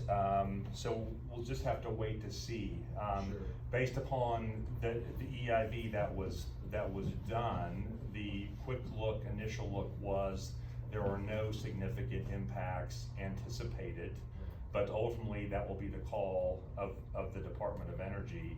And also, depending upon the decision that DOE makes, they will be apt to hire a still yet other independent consultant to do those reviews. So, I'm at the end of the day, I'm an environmental lawyer. I don't like environmental risk. I would not be involved in this project if I didn't feel good about it, and I feel really good about it. It is heavily regulated. And so yes, we're at the beginning stage of the NEPA process and probably 2 or 3 years away from any formal opportunity for public comment, but that's probably apt to come at some point. Yes? Just on a follow-up on that, so because this is a DOE project, and your NEPA process, as you're explaining, is going through DOE, is DOI the Department of Interior, because that's where I know the coal plants and all of the other energy sectors usually have their NEPA analysis go through DOI, so do they have any involvement in that process? So yes, so for example, when we drilled the first test well, we did inform BLM, cause we were going through federal coal, and we wanted to let them know. And so we got a letter from them saying, go ahead, you're fine. The narrow answer to your question is that I'm not entirely certain, because we're in the early stages of this. How I think it would work is that DOE would be the lead agency, and they would be consulting with Interior. So Interior would certainly have a voice and a say, but DOE would be driving the bus, because they're the ones who are funding this. I think that's how that would work. Any questions? Yes, sir. What is the importance of having purity CO2 for injection? Because if you didn't, you wouldn't need the MPR, right? You would just take acid waste gas and put it down here. So that's interesting. So as it turns out, so the purity, actually I don't like the term purity, because it actually doesn't have to be pure. Generally, there are commercially accepted standards for pipelines, for moving CO2 by pipelines, and those standards regulate the constituents of the CO2 by percentage, and it's generally to stop corrosion of the pipeline. But the injection rules, and DEQ will correct me if I'm wrong, the generally accepted standard is that you can inject CO2 along with any other incidental materials that might have been brought along as part of the capture process. But we are not required to be injecting what I would consider to be food grade or food quality or pharmaceutical grade CO2.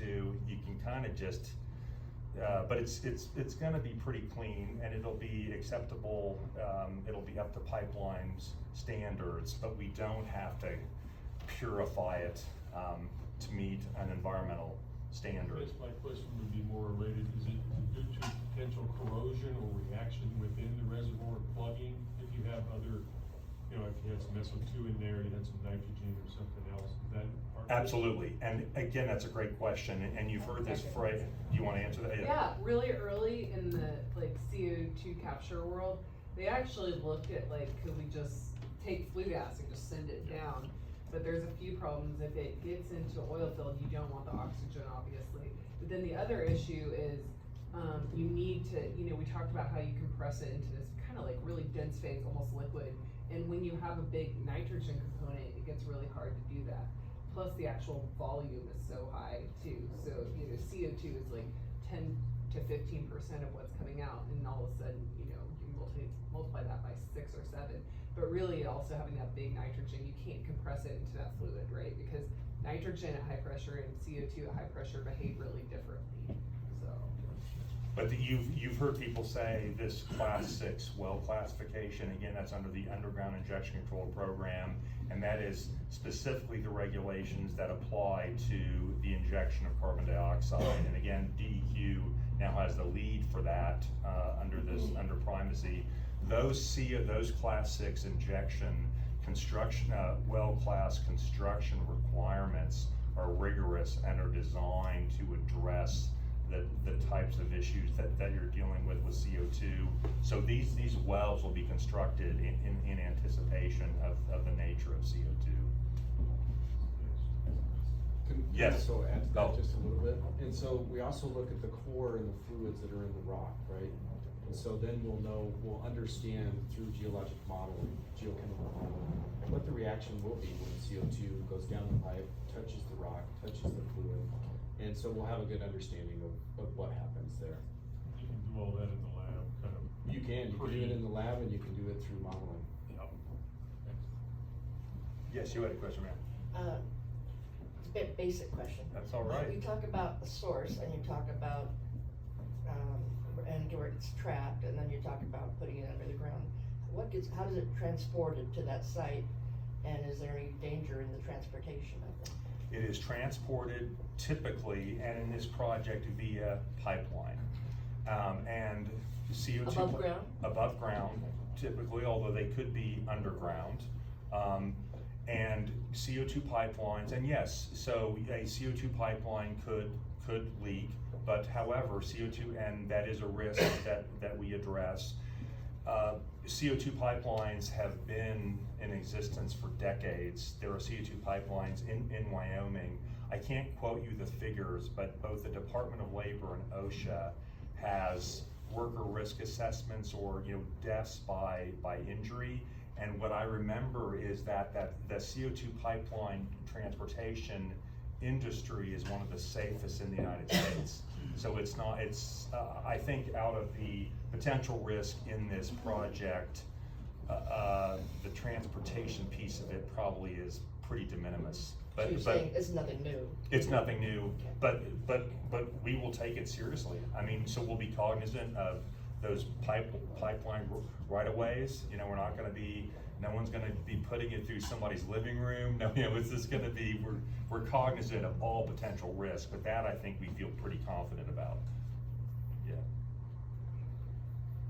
Other questions? It's non-flammable, so. Yeah. So it's important. Is it heavier than the components? Is it the heavier portion of the air which is mostly nitrogen? So it would tend to, if you did have a big leak, would it tend to displace low like H2S gas, or where would it just That's a good diffuse so question. quickly? It's heavier than air. So it tend to go low lying. Right. So I think that, so if you were running a pipeline through a depression that had a house and there was a leak, yes, and you could have a very acute potential asphyxiation risk there. But it could be quickly mitigated by turning off the pipe, but yes, that is kind of that the CO2 would settle, but of course then it would quickly dissipate. So it is a risk, but I think we feel pretty good about it. Yes, sir. Just a general question relative to the other locations in the selection process. Mississippi, Illinois, the other locations. Are they similar in this in drilling wells and injection, or are they different from the actions of what you're competing with? They're very similar right now. Some of them are before us in drilling wells. We have a well already, but they've drilled wells, they've ran seismic. So the methodologies, again, we're adapting from existing industry, so we're kind of following the same workflow in a lot of ways. I will say though, in terms of law and policy, and this is where I am a homer, I mean, literally, I left a legal practice in Washington DC to move to Wyoming 6 years ago because I wanted to see projects like this go. I got tired of arguing and writing briefs about stuff like this. I wanted to be involved in putting steel in the ground. So what advantage does Wyoming have? Dr. Kruk has mentioned them, Scott and Fred. Geology, pipeline, CO2 EOR, but it also has a legal framework that almost no other state has. So the Wyoming legislature, in its great foresight and wisdom, 13 years ago, put up a legal framework for this regarding who is liable, who owns the pore space, how do you unitize pore space. Wyoming was one of the first states to adopt that framework, and that is critical for an investor. I mean, you have to have a business plan to do this, and if you're Citibank or Goldman Sachs, you're only gonna put money into a project where the risks are understood, and you don't wanna lose your shirt. And Wyoming has had that framework in place for a long time, and DEQ, to its credit, got primacy over Class 6. So not only do we have these natural advantages in terms of geology and infrastructure and great teammates like Basin Electric Power Cooperative, we've got the legal structure, which is totally cool to a legal nerd like me, because those laws matter. And those laws aren't saying, oh yeah, don't worry about it. They are rigorous. They are rigorous because this is serious business, and we have to do this right. So Yeah, I mean, Wyoming is a special state for this technology, and it's why I'm here. I love it. Any other questions? One more. Yes, sir. We have a large pipeline, CO2 pipeline crisscrossing the state on its way to North Dakota. Could that be a possible source of CO2 for this location if the membrane opportunity doesn't pan out to the volumes that you're looking for, or? I'm gonna let Scott, do you wanna take that? Sure. So, we're one of the only states that has a CO2 network that goes across the entire state. Right now, it's moving CO2 from ExxonMobil's large plant across, and it goes to enhanced oil recovery at Salt Creek, but on up into Montana. As things begin to change, as enhanced oil recovery may not be as neat as it used to be, I do think that that pipeline infrastructure could be repurposed, and it could be moving CO2 from one part of the country to the other, and it could be moving CO2 to Wyoming for sequestration. And so there's gonna be jobs with that, there's gonna be potential new industries surrounding that. One thing we talk about in our office is there's potential to do direct air capture, so taking CO2 directly out of the air and storing it.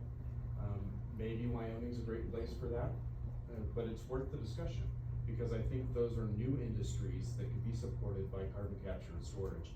And we're doing it here in Wyoming, and if we do it here first, we'll be the ones in the game. Other questions? All right, we'll send to my lawyer, oh, yes. I forgot a conclusion to share with everybody. This is a publicly funded DOE project, of course, we're a state university. So all the data that we have, all our reporting, all that's gonna go up online someday. You guys feel free to, check our books anytime, but I think that's important for everybody to know. So everything we produce out of this, it's all gonna be publicly available, and we're happy to share what we learned. So Scott, Fred, Holly, any concluding remarks, or? Oh, thank you so much for being here. You can find us, we're School of Energy Resources, we have a website where you can reach us, take some swag, take some cheese, don't leave it. Thank you so much for being here. Anything Thank else, you. Scott?